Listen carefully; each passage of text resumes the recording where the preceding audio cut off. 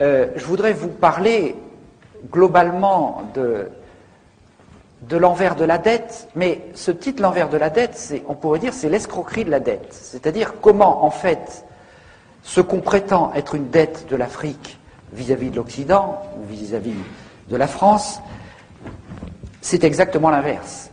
C'est exactement l'inverse, et cette dette, elle n'est pas d'abord économique, elle est d'abord politique. C'est-à-dire que je vais vous parler de politique. Je suis un économiste, parce que j'ai fait de l'économie il y a un peu plus de 35 ans, parce que je pensais que c'était comme ça qu'on luttait contre les problèmes d'injustice, d'inégalité, etc. Bien, aujourd'hui, je suis un économiste qui pense que ça passe d'abord par la politique, c'est-à-dire que quand vous prenez un pays comme le Cameroun, par exemple, qui est un pays riche, extraordinairement en ressources matérielles et en ressources humaines, son seul problème, c'est pas la richesse, c'est la légitimité du pouvoir. Si vous avez un pouvoir qui passe son temps à détruire tout ce que les gens fabriquent et à organiser la corruption, comment voulez-vous qu'un peuple s'en sorte? Donc les problèmes sont des problèmes de légitimité, et vous allez voir pourquoi ces problèmes de légitimité se posent. Alors avant de vous parler de la France-Afrique, je vais vous parler un tout petit peu de l'historien de longue période, Fernand Braudel, qui est le plus grand historien du XXe siècle, qui a beaucoup écrit sur la Méditerranée, vous le savez sans doute, parce que ça va nous éclairer sur les enjeux, et notamment sur ce qui est arrivé à l'Afrique. Braudel décrit toute l'histoire de l'économie, mais aussi de la politique, comme une maison à 3 étages. Vous avez en bas, au rez-de-chaussée, l'économie de subsistance, de survie, d'autoconsommation, la pêche, la chasse, l'agriculture locale. L'humanité a vécu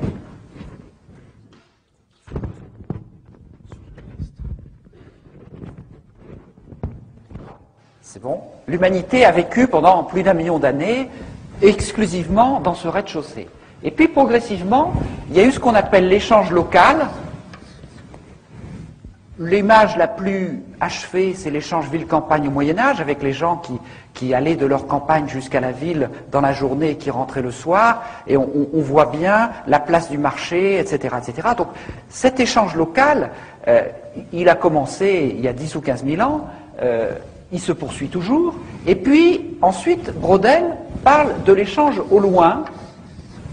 C'est-à-dire que des gens ont été capables de monter des expéditions à travers des caravanes transcontinentales, à travers ensuite les navires qui allaient jusqu'en Extrême-Orient, et puis ensuite, grâce à l'essor des télécommunications, à l'essor des moyens techniques et financiers, un certain nombre de gens ont pu s'extraire du marché local pour conquérir des positions mondiales, et ces gens-là vous parlent en permanence du marché, mais en fait, leur seule ambition, c'est grâce à leurs moyens, leur super moyen de se placer en position de monopole ou d'oligopole, comme on dit, c'est-à-dire d'être un ou deux à contrôler le marché. Autrement dit, ce que décrit longuement Braudel après un travail de plusieurs décennies et dans son ouvrage majeur Civilisation matérielle, économie et capitalisme, c'est que vous avez 3 étages de l'économie, l'étage d'extrême proximité, ensuite l'échange local, et puis vous passez à l'économie monde, ou à la macroéconomie, l'économie au loin. Ici, on ne pratique pas encore les règles du jeu de l'économie. Ici, on les pratique, et ici, on ne les pratique plus. Vous avez la même chose en politique. Vous commencez dans la famille et le clan. Ensuite, vous avez la démocratie locale, parce que toute la démocratie, tout le débat public a toujours été local. D'abord, en contrariété au pouvoir absolu. Et puis ensuite, vous avez la macropolitique, et au niveau macropolitique, on ne pratique plus les règles de la démocratie. Si vous regardez les grands enjeux du monde, le jour où les promoteurs de la démocratie, les Américains, appliqueront à l'échelle de la planète la règle de la démocratie, un homme, une voix, vous viendrez me chercher, mais je crois que je ne serai plus là. Donc, on est dans un système où, ici, on ne pratique pas les règles du jeu de la démocratie, du débat public, ici on les pratique, ici on ne les pratique plus. C'est la même chose en football. Vous apprenez à jouer au football dans la rue, dans la formelle, à côté de chez vous. Ensuite, il y a des millions de personnes qui se mettent à vouloir un arbitre et à pratiquer les règles du jeu. Et puis quand vous vous appelez Bernard Tapie ou Berlusconi, vous commencez à trouver que la glorieuse incertitude du sport, c'est bon pour les autres, mais pas pour vous. Vous avez la même chose dans d'autres domaines.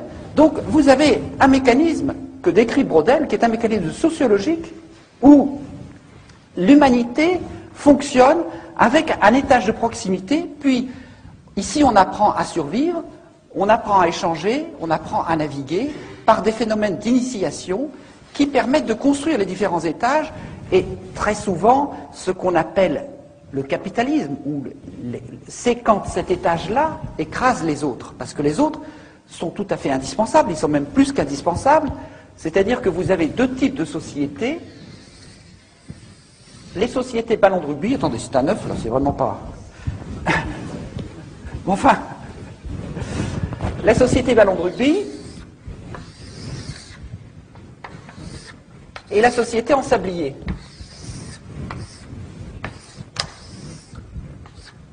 La société ballon de rugby, c'est les sociétés, j'aurai l'occasion d'y revenir parce que je terminerai, après vous avoir décrit des choses assez horribles, je terminerai sur une note positive. La société ballon de rugby, c'est quand l'étage intermédiaire, qui est l'étage des règles du jeu, est dilaté de telle manière que les gens ne sont pas enfermés dans les ghettos du rez-de-chaussée, et les femmes qui, dans beaucoup de civilisations et dans une grande partie de l'histoire, ont été cantonnées au rez-de-chaussée, n'accédant pas à l'échange, qu'il soit économique ou politique, dans ces systèmes où on a pu dilater l'étage des règles du jeu, elles ont la possibilité d'accéder à cet étage, et inversement, si l'étage des règles du jeu est dilaté, eh bien, il arrive à fonctionner en contre-pouvoir pour empêcher le double langage de l'étage supérieur d'être excessif ou de délirer. C'est-à-dire que quelque part, on empêche que ces gens qui sont là et qui en permanence font le contraire des règles du jeu qu'ils prétendent faire appliquer, puissent exagérer. Quand la confiance se perd, c'est-à-dire que quand dans les règles de l'économie, de la politique, de la science, du sport, de la nourriture des